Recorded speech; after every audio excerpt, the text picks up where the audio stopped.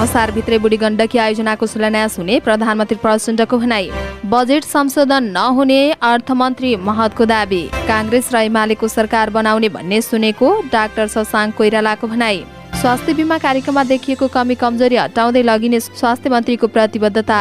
काठमाडौँ महानगरपालिकाले माग्यो +2 शुल्क विवरण। भारतीय संसद भवनमा राखिएको नक्सा राजनैतिक विषय नभएको भारतीय पक्षको आधिकारिक धारणा आइसकेको परराष्ट्रमन्त्रीको भनाई। पशुपतिमा राखेको जलहारीको तौल 107 किलो 47 ग्राम। जिल्ला निर्वाचन कार्यालय सम्बन्धी निर्णय खारेज नभए प्रतिरोध गर्ने रासपाको चेतावनी। जलहारी बारेमा सत्य तथ्य जानकारी गराउन देवेन्द्र पौडेलको माग। स्विमिङ पुलमा डुबेर एकजनाको ज्यान गयो। हिक्मतमाथि विश्वासको मत सम्बन्धी प्रस्ताव फेल गराउने कोशी गठबन्धन दलको निर्णय। नक्कली भुटानी शरणार्थी प्रकरणमा थप एकजना पक्राउ। रघुजी पन्तको प्रश्न तेर्ताउमा रामले ठोक्ने अहिले हरामले ठोक्ने दलितले न्याय कहिले पाउने भन्दै प्रश्न। प्रकाश सपुतमाथि आक्रमणको घटनाबारेमा कूटनीतिक नियोगलाई ध्यानकर्षण। तनहुको शुक्ला हिलेटार सेवालयको पुनर्निर्माण गरिने। 7औं राष्ट्रिय महिला तथा पुरुष क्लब भलिबल लिग असार 23 गतेबाट हुने। मेयरको चुनावमा कुकुर पनि उम्मेद्वार। गठबन्धन 5 वर्षसम्म केही हुनेवाला नरहेको प्रधानमन्त्री प्रचण्डको भनाई। पशुपति क्षेत्र विकास कोषको तत्कालीन सदस्य सचिव प्रदीप ढकाल विरुद्ध भ्रष्टाचारको मुद्दा। लागु औषधको प्रयोग नेपालमा समस्याको रूपमा देखा पर्दै आएको गृहमन्त्री श्रेष्ठको भनाई। नेपाली सेनाको संख्या कटौती गर्न आवश्यक नरहेको रक्षा मन्त्रीको दाबी। झोलामा गरिने विज्ञापनमा पनि काठमाडौँ महानगरले लगायो कर। सम्बन्धित भन्सार ऐन विरुद्ध भन्सार एजेन्ट प्रतिनिधिहरू आन्दोलित। काठमाडौँ जिल्ला अदालतका न्यायाधीश भट्टराईद्वारा पदबाट राजीनामा। राष्ट्रपति पौडेलको स्वास्थ्य अवस्था सामान्य। बजेट असन्तुलित भएकाले संसदलाई खुसी बनाउन नसकिएको मन्त्री किराँतीको भनाई। मेयर बालेन विरुद्धको मुद्दा हेर्न नभ्याइने सूचीमा। जलहरी प्रकरणको छानबिन गर्न संसदीय समिति बनाउन प्रदीप पौडेलको आह्वान। जलहरी विवादमा अनियमितता नभेटिएको प्रारम्भिक निष्कर्ष। भन्सार एजेन्ट प्रतिनिधि सङ्घ नेपालद्वारा 2 दिनदेखि भन्सार विभागमा धरना। विदेशी फिल्मको 15 दिन अगाडि सेन्सर गर्न आग्रह गर्दै मन्त्रालयलाई बोर्डको पत्र। र भारतको मणिपुरमा गृहयुद्धको जोखिम तत्काल समस्या नसुल्झिए भयावह अवस्था आउने चेतावनी।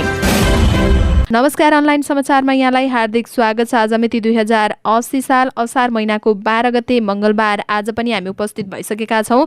देशभरका के भए सम्पूर्ण जानकारी लिएर हाम्रो भिडियोलाई अन्तिमसम्म हेर्नुहोला। अनि कस्तो लाग्छ त्यस्तै सल्लाह सुझाव पनि प्रतिक्रिया तल कमेन्ट बक्समा कमेन्ट गर्न सक्नुहुनेछ। अब समाचार विस्तारमा। प्रधानमन्त्री पुष्पकमल दाहाल प्रचण्डले बुढी गण्डकी जलविद्युत आयोजनाको यही असारभित्र नै शिलान्यास गर्ने तयारी भइरहेको बताउनु भएको छ।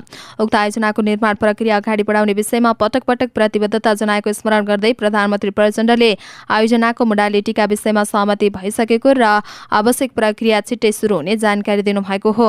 उहाँले आयोजनाको कार्यालय स्थापना र निर्माण प्रक्रियाको शिलान्यास असारभित्रै गर्ने प्रतिबद्धता व्यक्त गर्दै भन्नुभयो, हिजो मात्रै प्राधिकरणका कर्मचारी निर्देशकलाई 1 हप्ताभित्र आयोजनाको कार्यालय स्थापना तथा शिलान्यासको व्यवस्था मिलाउन निर्देशन दिएको छु। धादिङको गजुरीमा आदर्श बहुमुखी क्याम्पसको सोमबार भवन समुद्घाटन कार्यक्रमका क्रममा बोल्दै प्रधानमन्त्री प्रचण्डले राष्ट्रिय गौरवको आयोजनाको रूपमा रहेको बुढी गण्डकी निर्माण महत्त्वपूर्ण रहेको बताउनुभयो।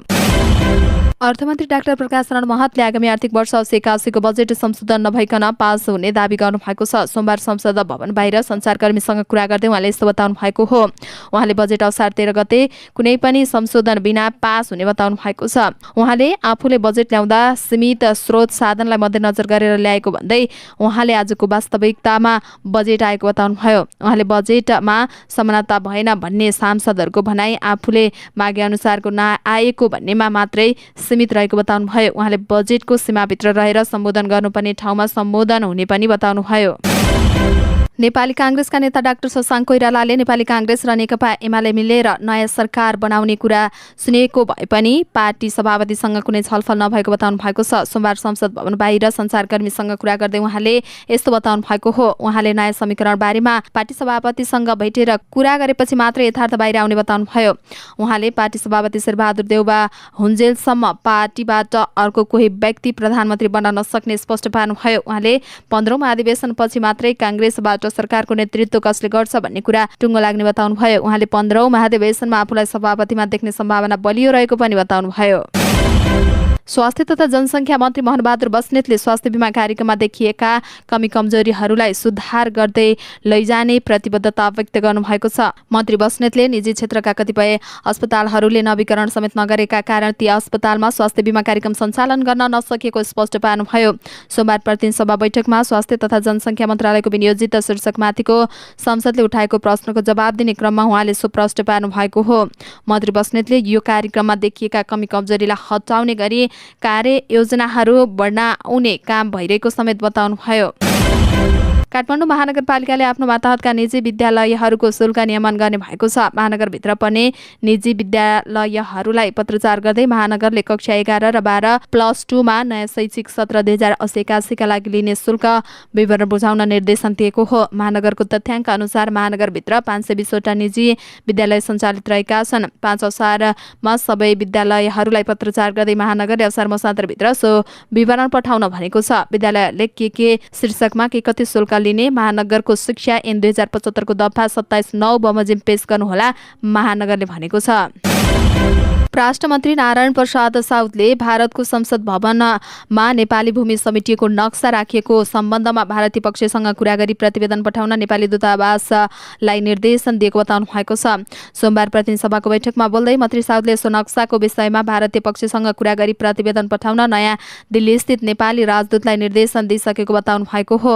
उहाँले यसप्रति नेपाल सरकारको ध्यानकर्षण भएको भन्दै नक्साको विषय राजनैतिक विषय नभएको भनी भारतीय सरकारको विदेश मन्त्रीबाट आधिकारिक धारणा समेत आइसकेको बताउनुभयो। उहाँले देशको सार्वभौम सत्ता, राष्ट्रिय अखण्डता, स्वतन्त्रता र अन्तर्राष्ट्रिय सीमाको कुनै पनि आँच आउन नदिन र नेपालको 1 इन्च पनि जमिन पनि अतिक्रमण हुन नदिन सरकार प्रतिबद्ध रहेको स्पष्ट पार्नुभयो।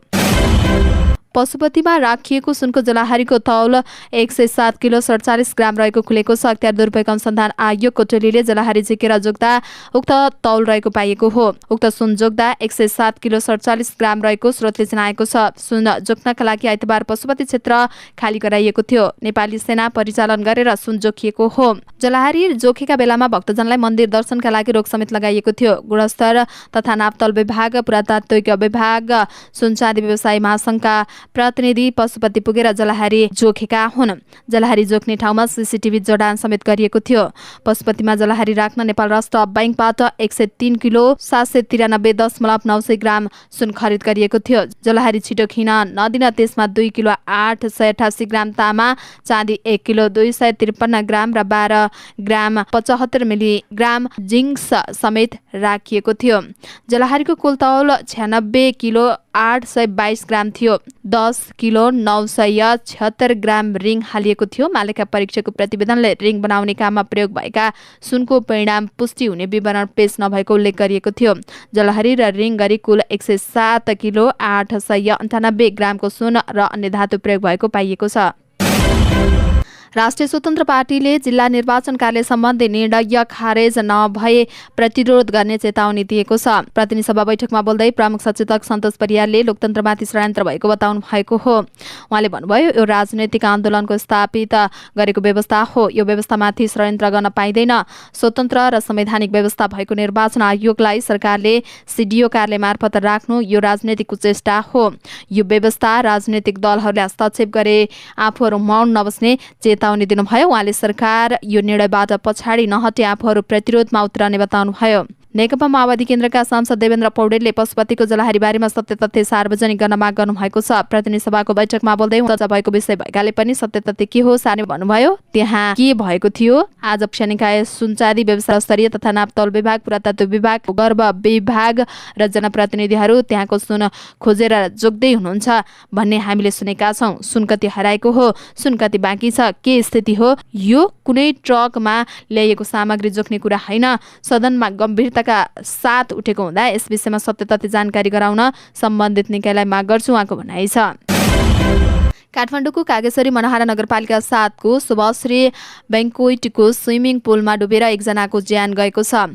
जिल्ला प्रहरी परिसर काठमाडौँका एसपी सीताराम रिजालका अनुसार शनिबार 3:30 बजे पौडी खेल्ने क्रममा डुबेर मूलपानीका 19 वर्षका प्रवास अधिकारी गम्भीर घाइते भएका थिए। तत्काल उद्धार गरेर उपचारका लागि बदरल्यान्ड अस्पताल लगिएकोमा थप उपचारका लागि सिभिल अस्पताल रिफर गरिएको थियो। मानेश्वर स्थित सिभिल अस्पतालमा उपचारकै क्रममा 4:45 उनको मृत्यु भएको जनाइएको छ।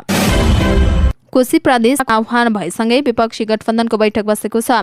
विश्वासको मत लिने प्रायोजनका लागि कोशी प्रदेशको तेस्रो अधिवेशन असार 14 गतेका लागि आह्वान भएपछि गठबन्धनका नेता छलफलमा जुटेका हुन्। विराटनगरमा बसेको गठबन्धन दलको बैठकले कोशी प्रदेशका मुख्यमन्त्री हिक्मत कार्कीको विश्वासको मत सम्बन्धी प्रस्ताव फेल गराउने निर्णय गरेको छ।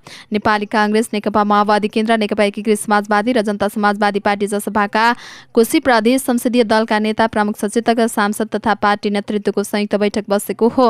बैठकमा काङ्ग्रेसका कोशी प्रदेश संसदीय दलका नेता उद्धव थापा, प्रमुख सचेतक भूपेन्द्र राई, सांसद केदार कार्की, केन्द्रीय काङ्ग्रेसका सदस्य प्रदीप सुनुवार, नेकपा माओवादी केन्द्रका संसदीय दलका नेता इन्द्र बहादुर आङबो, सांसद जीवन आचार्य र जसपा संसदीय दलका नेता निर्मला लिम्बू लगायतका थिए।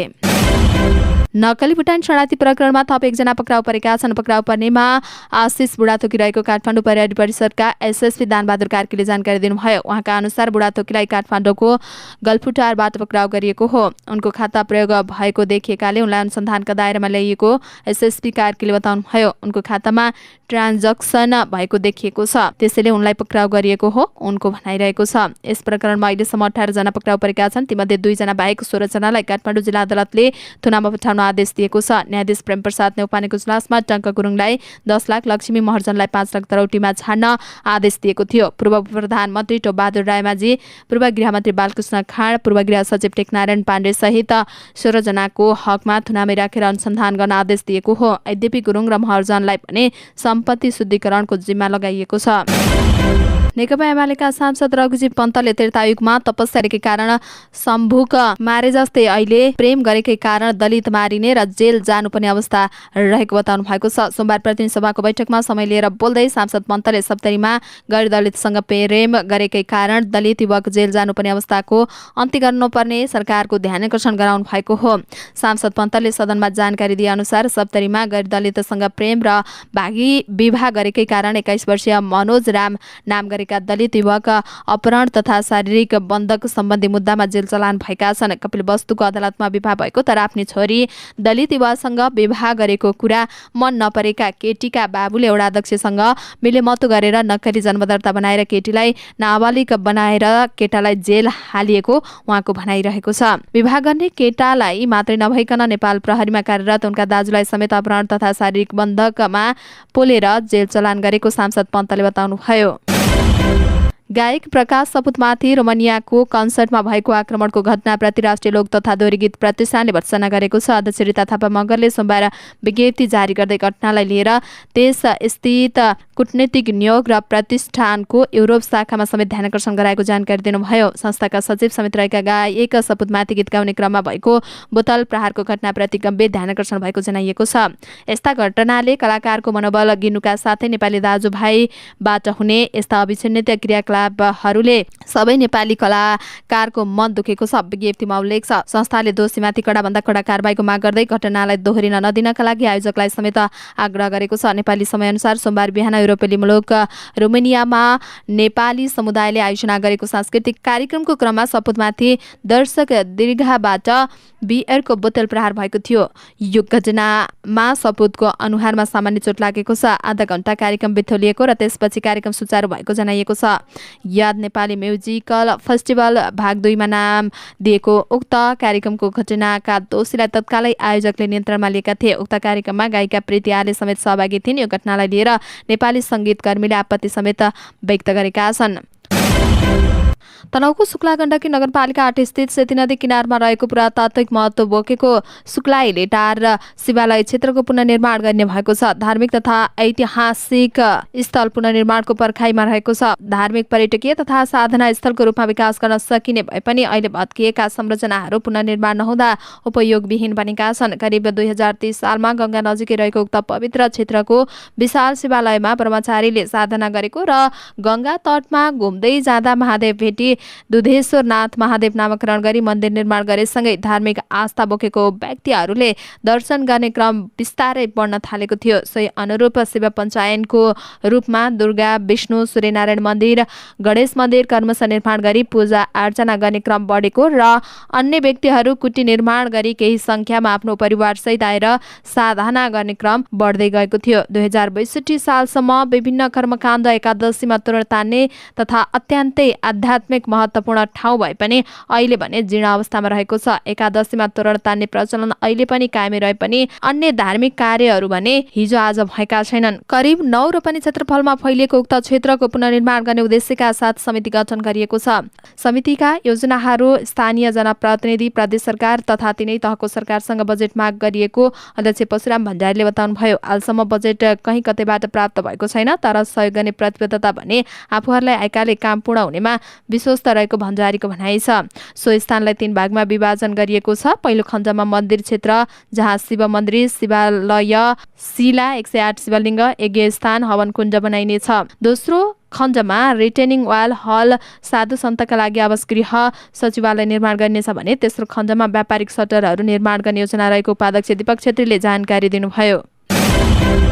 7औं प्रधानमन्त्री कप एनभीए राष्ट्रिय महिला तथा पुरुष क्लब भलिबल लिग आगामी असार तेस्रो सातादेखि सुरु हुने भएको छ। नेपाल भलिबल सङ्घको आयोजनामा आगामी असार 23 देखि 30 गतेसम्म पुरुष तथा महिला भलिबल क्लब लिग हुने भएको हो। यसै संस्करणदेखि प्रतियोगितामा प्रधानमन्त्री कप नाम राखिएको छ। सङ्घले सोमबार एक कार्यक्रमको आयोजना गर्दै प्रतियोगिता बारेमा जानकारी दिएको हो। भलिबल च्याम्पियनसिपमा पुरुषतर्फ 8 र महिला टोलीमा 6 जनाले प्रतिस्पर्धा गर्दैछन्। 5 महिना अगाडि सम्पन्न क्लब भलिबल च्याम्पियनसिपबाट छनौट भएको टोलीले क्लब भलिबल लिगमा खेल्न पाउनेछ। क्यानाडाको टोरन्टोमा हुन गइरहेको चुनावमा कुकुर पनि उम्मेद्वार बनेको छ। मेयर पदका लागि 120 जनाको उम्मेदवारी परेकोमा मोली नामको कुकुरले पनि उम्मेदवारी दिएको बीबीसी हिन्दीले जनाएको छ। मोलीका मालिक टप्सी हिप्सले सडकमा पोखिने नुनको विरुद्धमा कुकुरलाई मेयरको उम्मेदवार बनाएको बताएका छन्। जाडोको समयमा हिउँ पगाल्न प्रयोग गरिने ठूलो मात्राको नुनले कुकुरको खुट्टामा गम्भीर असर गर्ने र यसको बारेमा आवाज उठाउँदा सुनाइ नभएपछि कुकुरलाई नै मेयरको उम्मेदवार बनाएको टप्सीले बताएको छ। मोलीको तर्फबाट मलिक टप्सीले चुनाव जितेकोमा सस्तो आवाज, ठूला व्यवसायीहरूमा कर वृद्धि, घर र कार्यालयहरू तताउनका लागि प्रयोग गरिने जीवाश्म इन्धन प्रणालीमा प्रतिबन्ध लगायतका प्रतिबद्धता जनाइएको छ।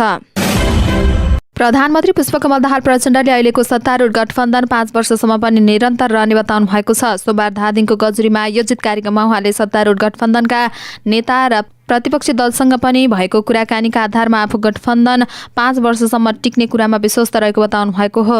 अहिले कता कता यो सरकारको आयु कति हो भन्ने पनि मिडियाहरूमा हुने नहुने तपाईँहरूले हेर्नुभयो होला, सुन्नुभयो होला। प्रधानमन्त्री प्रचण्डले भन्नुभयो, लगातार गठबन्धनमा भएको बैठक र प्रतिपक्षसँग भएको बैठकका आधारमा पनि म के भन्न सक्छु भने 5 वर्ष यो गठबन्धन केही हुनेवाला छैन। प्रधानमन्त्री प्रचण्डले आफ्नो भारत भ्रमण ऐतिहासिक नै भएको दावी गर्नुभयो। 10 वर्षमा 10,000 मेगावाट बिजुली किन्ने सहमति, भारत, बङ्गलादेश र नेपाल बीच विद्युतीय व्यापार गर्ने सहमति, सीमा समस्या समाधान गर्नका लागि नरेन्द्र मोदीजीको कमिटमेन्ट र अन्य थुप्रै विकासका परियोजनाहरू महत्त्वपूर्ण भएका छन्। मलाई गर्व छ, उहाँले भन्नुभयो। नेपालमा धेरै राम्रो भएको नरुचाउने र नकारात्मक मानसिकता रहेको भन्दै प्रधानमन्त्री प्रचण्डले आफूले मानिसहरूले के भन्छन् भन्ने विषयमा ध्यान दिनै छाडेको बताउनुभयो। अख्तियार दुरुपयोग अनुसन्धान आयोगले पशुपति क्षेत्र विकास कोषका तत्कालीन सदस्य सचिव डाक्टर प्रदीप ढकाल विरुद्ध गैर कानुनी सम्पत्ति आर्जनको अभियोगमा भ्रष्टाचारको मुद्दा दर्ता गरेको छ। सोमबार विशेष अदालतमा ढकाल विरुद्ध भ्रष्टाचारको मुद्दा दायर गरेको अख्तियारका प्रवक्ता भोलादारले जानकारी दिनुभयो। अख्तियार दुरुपयोग अनुसन्धान आयोगले उनीमाथि 1,44,11,000 रुपियाँ स्रोत नखुलेको सम्पत्ति आर्जन गरेको अभियोगमा मुद्दा दर्ता गरेको हो। उनी 2074 साउन 32 देखि 2079 साल जेठ 30 गतेसम्म कोषको सदस्य रहेका थिए। अख्तियारले यही अवधिमा उनले आय आर्जन गरेको सम्पत्तिमाथि अनुसन्धान गरेको जनाएको छ। पशुपति क्षेत्र विकास कोषको सदस्य सचिव भएपछि ढकालको र परिवारको बैंक खातामा अख्तियारले अनुसन्धान गरेको थियो। वैध रूपमा 6,39,00,000 रुपियाँ आर्जन गरेका उनको 7,74,00,000 रुपियाँ सम्पत्ति जोडिएको देखिएको भन्दै अख्तियारले उनीमाथि 1,44,00,000 रुपियाँ बिगो माग दाबी गरी भ्रष्टाचार मुद्दा दायर गरेको छ। उपप्रधान एवं गृहमन्त्री नारायण श्रेष्ठले लागू औषध नियन्त्रण सम्बन्धी राष्ट्रिय नीति तथा रणनीतिक र कानूनले अंगीकार गरेका कार्यक्रमको सफल कार्यान्वयन गर्न सबै पक्षबाट इमानदार प्रयासको आवश्यकता रहेको बताउनु भएको छ। सोमबार लागू औषध दुरुपयोग तथा अवैध औषध प्रसार विरुद्ध अन्तर्राष्ट्रिय दिवसमा आयोजित कार्यक्रमलाई सम्बोधन गर्दै उहाँले यस्तो बताउनु भएको हो। उहाँले लागू औषधको प्रयोग नेपालमा पनि समस्याको रूपमा देखा परेको भन्दै गाँजा, चरेस, अफिम, हेरोइन जस्ता निषेधित पदार्थ र कोकिन लगायतका तोकिएका नियन्त्रित पदार्थ लागू औषधका रूपमा प्रयोग गर्न गरेको पाइएको बताउनुभयो। उहाँले लागू औषधका प्रयोगकर्ता बन्नु, अपराधको दर बढ्दै जानु, लागू औषधको अवैध कारोबार बढ्नु चिन्ताको विषय रहेको बताउनुभयो। उहाँले नेपालमा लागू औषध सेवनकर्ता 20 देखि 29 वर्ष उमेर समूहको संख्या बढी प्रभावित भएको तथ्याङ्कले देखाएको बताउनुभयो। उहाँले विकासका सम्भाग र भविष्यका उत्पादनशील युवा जनशक्ति दुर्व्यसनमा फस्दा व्यक्ति, स्वयं, परिवार, समाज र राष्ट्रका लागि हानिकारक हुने बताउनुभयो। उपप्रधान एवं रक्षा मन्त्री पूर्णबहादुर खड्काले नेपाली सेनाको संख्या कटौती गर्न उपयुक्त नहुने बताउनु भएको छ। सोमबार प्रतिनिधि सभाको बैठकमा रक्षा मन्त्रालयको विनियोजन शीर्षकमाथि सांसदले उठाएको प्रश्नको जवाब दिने क्रममा उहाँले बहुप्राकृतिक जिम्मेवारीलाई हेर्दा नेपाली सेनाको संख्या कायमै राखेर अगाडि बढ्न सान्दर्भिक हुने बताउनु भएको हो। उपप्रधानमन्त्री खड्काले नेपाली सेना संविधानप्रति प्रतिबद्ध संगठन भएको र यसले पनि आफ्नो जिम्मेवारी सोही अनुसार निर्वाह गरिरहेको स्पष्ट पार्नु भयो। काठमाडौँ महानगरपालिकाभित्र झोलामा गरिने विज्ञापनमा अब कर लाग्ने भएको छ। काठमाडौँ महानगरपालिकाले सार्वजनिक गरेको आगामी आर्थिक वर्ष 80-81 को आर्थिक ऐन अनुसार झोलामा गरिने विज्ञापनमा वार्षिक 100 रुपियाँ प्रतिकोटाका दरले विज्ञापन कर लाग्ने भएको छ। व्यवसाय दर्तासँगै ओडामा बुझाउने प्रावधान महानगरपालिकाले ल्याएको छ। यसका साथै सार्वजनिक स्थानबाट नदेखिने मल, चलचित्र भवन लगायतका व्यावसायिक भवनभित्र विज्ञापन प्रचार प्रसारका लागि राखिएको विज्ञापन सामग्रीमा प्रति वर्ग फुट 500 का दरले विज्ञापन कर लाग्ने भएको छ। धातु वा सिमेन्टबाट बनेको अक्षरबाट लेखिएको परिचय पाटीमा समेत अब वार्षिक 1000 रुपियाँका दरले विज्ञापन कर लाग्ने भएको छ। परिचय पाटी बाहेकका विज्ञापन सामग्री राख्न महानगरपालिकाले तोकेको स्थानमा मात्रै स्वीकृति दिने भएको हो। भन्सार एजेन्ट प्रतिनिधिहरूले आन्दोलन थालेका छन्। सम्बन्धित भन्सार ऐन 2064 र नेवाली 2064 का विरुद्धमा उनीहरूले आन्दोलन थालेका हुन्। भन्सार एजेन्ट प्रतिनिधिहरूलाई राज्यले उचित व्यवस्थापन गर्नुपर्नेमा हालै आएको उक्त ऐन र नियमावली संशोधन गरेर भन्सार प्रतिनिधिले काम गर्ने व्यवस्था नै खारेज गरेको भन्दै उनीहरूले आन्दोलन थालेका हुन्। देशभर कार्यरत 300 भन्दा बढी भन्सार प्रतिनिधिहरू जेठ 15 गतेबाट बेरोजगार भएको संघका अध्यक्ष उमेश अधिकारीले जानकारी दिनुभयो। उनीहरूले भन्सार विभागमा धरना दिनुका साथै प्रदर्शन थालेका हुन्। उनीहरूले शान्तिपूर्ण आन्दोलन, धरना तथा विरोधका कार्यक्रम थालेको अध्यक्ष अधिकारीको भनाइ छ। भन्सार विभाग र अर्थ मन्त्रालयको पटक पटक ध्यानकर्षण गराउँदा पनि केही सुनाइ नभएपछि आन्दोलन गर्नु परेको उनीहरूको भनाइ छ। संशोधनपछि भन्सार प्रतिनिधिहरू विगत 1 महिनादेखि काम गर्नबाट वञ्चित रहेका छन्। काठमाडौँ जिल्ला अदालतका न्यायाधीश डाक्टर श्रीकृष्ण भट्टराईले पदबाट राजीनामा दिनुभएको छ। आफूले गैर कानुनी र नैतिक रूपमा प्रश्न उठाएको व्यक्ति प्रधान न्यायाधीश भएको भन्दै उहाँले प्रधान न्यायाधीश हरिकृष्ण कार्कीको मातहतमा बस्न असहज हुने भन्दै भट्टराईले सोमबार राजीनामा दिनुभएको हो। उहाँले न्यायाधीश नियुक्तिको प्रक्रियाप्रति असन्तुष्ट व्यक्त गर्दै राजनीतिक पार्टीका मानिसहरू न्याय परिषदमा नियुक्त हुने गरेको आरोप लगाउनुभयो। उहाँले न्याय परिषदले न्यायाधीशमा राजनीतिक मानिसहरूलाई अपारदर्शी ढङ्गबाट भर्ती गरिदिएपछि न्यायाधीशहरूको भविष्य नै अन्धकार भएको बताउनुभयो। उहाँले राजनीतिक मानिसहरू पदमा आए र राजनीतिक आस्थाको लागि न्याय क्षेत्रमा काम गर्ने स्थिति देखिएको भन्दै आपत्ति जनाउनुभयो। प्रधान न्यायाधीश कार्की प्रधान न्यायाधीश हुनु पूर्व नै संसदीय समितिमा आफूले उजुरी हाले पनि संसदीय सुनाई समितिले विवेक प्रयोग गर्न नसकेको बताउनुभयो। राष्ट्रपति रामचन्द्र पौडेलको स्वास्थ्य अवस्था सामान्य रहेको छ। गएको शनिबारबाट महाराजगञ्ज स्थित मनमोहन कार्डियोथेरासिस भास्कुलर तथा ट्रान्सप्लान्ट सेन्टरमा उपचार गरिरहेका राष्ट्रपति पौडेलको स्वास्थ्य अवस्था सामान्य रहेको अस्पतालका निर्देशक प्राध्यापक डाक्टर रत्नमणि गजुरेलले जानकारी दिनुभयो। डाक्टरको टोलीले राष्ट्रपति पौडेलको आवश्यक नियमित परीक्षण गरिरहेको निर्देशक गजुरेलले निकाल्नु भएको विज्ञप्तिमा उल्लेख छ। संस्कृत पर्यटन तथा नागरिक उड्डयन मन्त्री सुदन किराँतीले आर्थिक वर्ष 80-81 को बजेट असन्तुलित भएको बताउनु भएको छ। सोमबार प्रतिनिधि सभा बैठकमा बोल्दै मन्त्री किराँतीले आर्थिक वर्ष 80-81 को बजेट असन्तुलित हुन गएको बताउनु भएको हो। उहाँले बजेट असन्तुलित भएकोमा माफी समेत माग्नुभयो। मन्त्री किराँतीले बजेटको सिलिङ कम भएका कारण पनि सांसदहरूले दिएको योजनाहरू धेरै समेट्न नसकेको बताउनुभयो। उहाँले सांसदलाई खुसी बनाउन नसकेको भन्दै मन्त्रीले बाटो छलेर हिँड्नुपर्ने स्थिति रहेको बताउनुभयो। मन्त्री किराँतीले सकभर देशभर सञ्चालन हुने गरी बढीभन्दा बढी साना साना बजेटका कार्यक्रमहरू समावेश गरिएको बताउनुभयो। यस्तै प्रादेशिक सन्तुलनलाई ध्यान दिँदै प्रत्येक प्रदेशका महत्त्वपूर्ण सांस्कृतिक, धार्मिक एवं पर्यटकीय क्षेत्रलाई लक्षित गरी पर्यटन पूर्वाधार विकास गर्ने गरी बजेट व्यवस्थापन गरिएको पनि उहाँले उल्लेख गर्नुभयो। काठमाडौँ महानगरपालिकाका मेयर बालेन शाह बालेन्द्र विरुद्ध सर्वोच्च अदालतमा दायर मुद्दामा सोमबार पनि हेर्न नभ्याइने सूचीमा परेको छ। न्यायाधीश प्रकाश कुमार ढुङ्गालको एकल इजलासमा सुनाइका लागि पेशी तोकिए पनि हेर्न नभ्याइने सूचीमा परेको हो। महानगर प्रमुख शाहले अदालतको आदेश मान्दिन भन्ने अभिव्यक्ति दिएपछि अधिवक्ता वर्षा कुमारी झाले सर्वोच्च अदालतमा अदालतको अवहेलना सम्बन्धी रिट निवेदन दर्ता गर्नुभएको हो। शुक्रबार दर्ता भएको उक्त रिटमाथि सुनाइका लागि आइतबार पनि पेशी तोकिएको थियो। न्यायाधीश ढुङ्गानाकै इजलासमा आइतबार पनि पेशी तोकिएको उक्त रिट निवेदन हेर्न नभ्याउनेमा परेको हो। बालेनले बलिउड फिल्म आदिपुरुषमा समावेश भएको सीता भारतकी बेटी भन्ने शब्दलाई लिएर फिल्मबाट उक्त संवाद नहटेसम्म नेपालमा उक्त र अन्य कुनै पनि हिन्दी फिल्म चल्न नदिने घोषणा गरेका थिए। नेपाली कांग्रेसका सांसद प्रदीप पौडेलले पशुपतिनाथ मन्दिरमा राखिएको जलहारी बारेमा छानबिन गर्न संसदीय समिति बनाउन माग गर्नुभएको छ। प्रतिनिधि सभाको बैठकमा शून्य समयमा बोल्ने क्रममा कांग्रेस नेता पौडेलले जलहारीमा भ्रष्टाचार भएको भन्ने आरोप गम्भीर विषय भएकाले पनि छानबिनका लागि संसदले समिति बनाउन आवश्यक रहेको बताउनु भएको छ। पौडेलले अख्तियारको अनुसन्धान प्रक्रियामा समेत प्रश्न उठाउनु भएको छ। जोरी परेको 2 वर्षपछि बल्ल अख्तियारले छानबिन गर्न लागेको छ।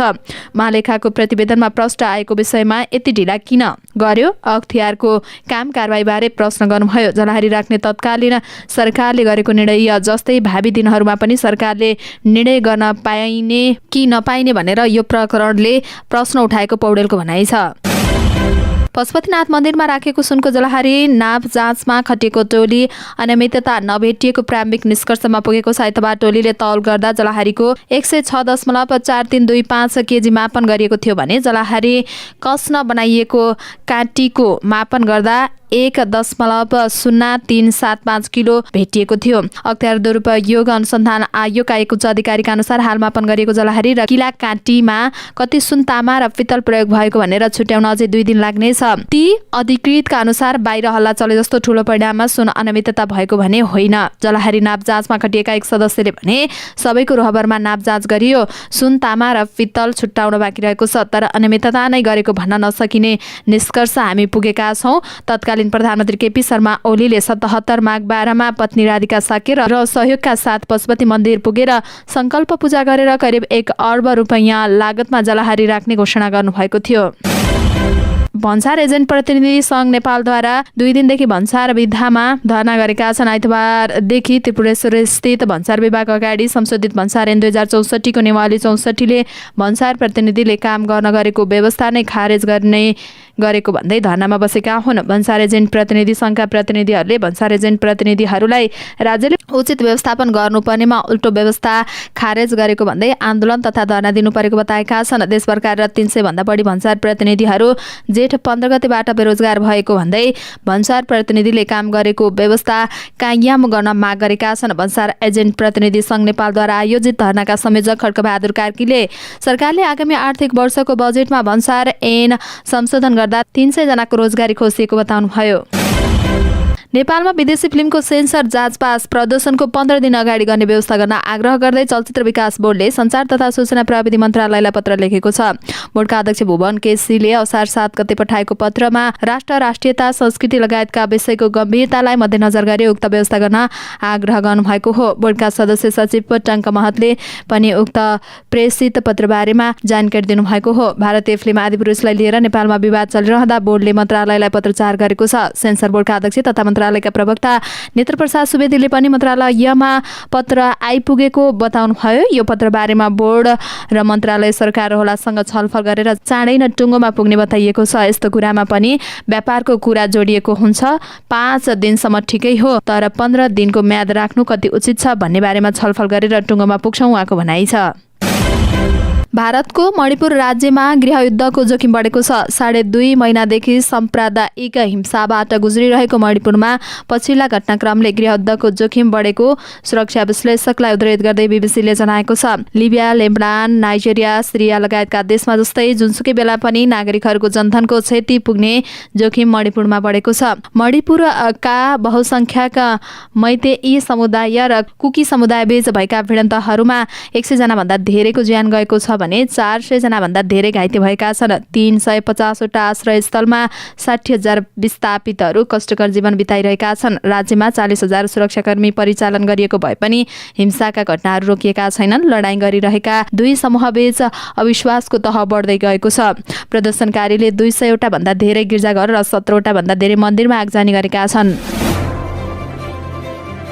हवस् त दर्शक महानुभावहरू, आजका मुख्य समाचारहरू यति नै। हामीले प्रस्तुत गरेका विषयहरूप्रति तपाईँको धारणा के छ तल कमेन्ट बक्समा उल्लेख गर्नुहोला। साथै तपाईँलाई लागेका कुरा कुनै विषय उठाइदिए हुन्थ्यो जस्तो लाग्छ अथवा कुनै पनि विषयमा समाचार दिन छुटाएका छौँ हामीले भने तपाईँ हामीलाई हाम्रो फेसबुक पेजमा गएर मेसेज गर्न सक्नुहुनेछ अथवा तल कमेन्ट बक्समा कमेन्ट पनि गर्न सक्नुहुनेछ। तपाईँको कमेन्टले हामीलाई काम गर्नका लागि अझै ठुलो ऊर्जा दिनेछ। हाम्रो मेहनतको लागि एउटा सानो लाइक र कमेन्ट अवश्य गर्नुहोला। अनि च्यानललाई सब्स्क्राइब गर्नुभएको छैन भने सब्स्क्राइब अल नोटिफिकेसन अन पनि गर्नुहोला। हामी पलपलको न्युज अपडेटका साथ फेरि आउने नै छौँ। त्यतिन्जेलसम्मको लागि तपाईँको हरेक पल शुभ रहोस्। नमस्कार।